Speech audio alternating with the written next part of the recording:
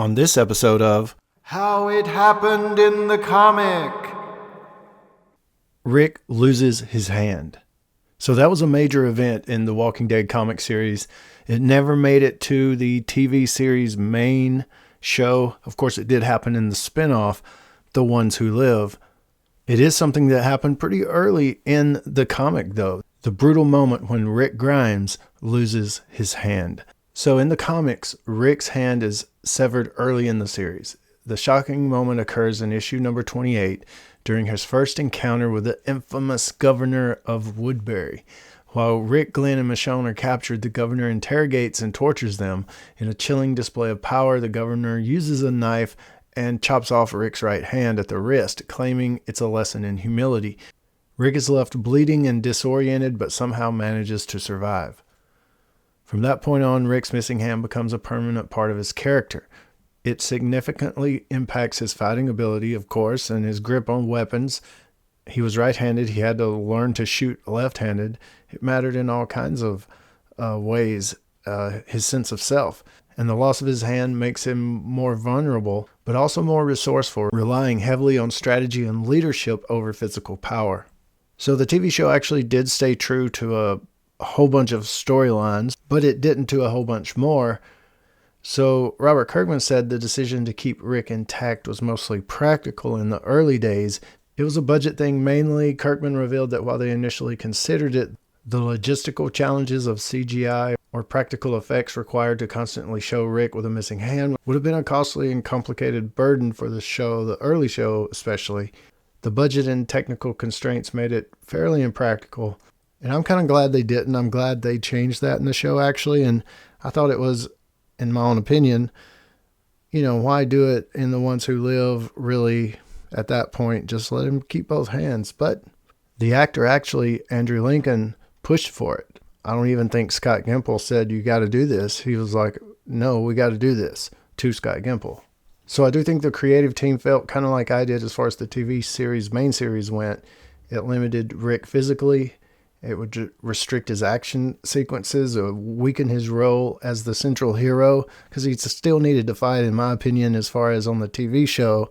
I do see where he went much more into the just leadership. He still fought in the comic, but he was much more of a leader. I think it would have definitely changed the dynamic of the character if it happened in the show early, like it did in the comic. So in the comic, Rick's missing hand symbolizes like his sacrifice to the apocalypse, something that happened in the apocalypse, is a permanent scar of the apocalypse. And it really showed that even the main character isn't untouchable. So it does, at least, it's a struggle for the character. It's a disability, and it adds to his vulnerability, his humanity, and it makes him more relatable, really, in a big way as far as the comic goes. But like I said, I do like it in the TV show where he didn't lose his hand. He was a much more physically capable, combat-efficient leader. I do enjoy both the TV show and the comic in their own way. I'm proud to have both of them as far as two different kind of stories, telling of the same story, but two different kind of ways. I think that's pretty cool. And did they do some things good, some things bad? Sure. And in different people's opinion, some things good, some things bad, or the way they treated characters or killed characters off, like Carl, that was probably the biggest mistake. And so there's just a lot of things about the TV show versus the comic, but I like a whole bunch of things about both of them. But the comic was definitely much more brutal. The governor just didn't care. He laid Rick's hand down and chopped it off like, I don't really care who you are. Or anything. He was very brutal, and the stuff he did to Michonne is just stuff you can't even talk about on YouTube, really. It was pretty bad. And the stuff Michonne then turned around and did to him. So it's the comic, pretty brutal all the way around. A lot of sex, violence, and bad things in the comic. It's pretty crazy. But Rick loses his hand in the comic by the governor. When Rick, Michonne, and Glenn are captured, the governor is just a ruthless dude.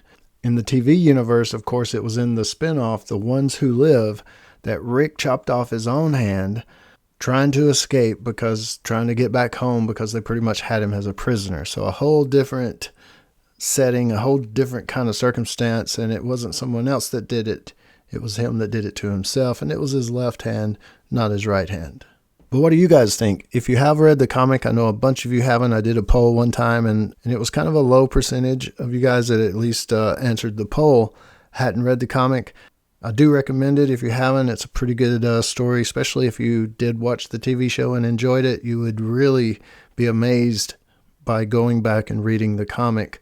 Just all the little things and tidbits they did use in the show. You would be surprised how much they actually did use from the comic, pretty much straight from the comic to the screen. But what do you guys think about Rick losing his hand eventually in The Ones Who Live? And if you didn't know anything about the comic, then you wouldn't know that it had happened and it was a thing, that it just happened in The Ones Who Live. So what do you guys think about it? What's your perception of it? Did you know that he had lost his hand in the comic? And just what you think about, the whole Rick and his hand, losing his hand thing. Let me know down in the comments below, and I'll join you there. This is James, and as always, thanks for watching. Stay tuned for more dead stuff.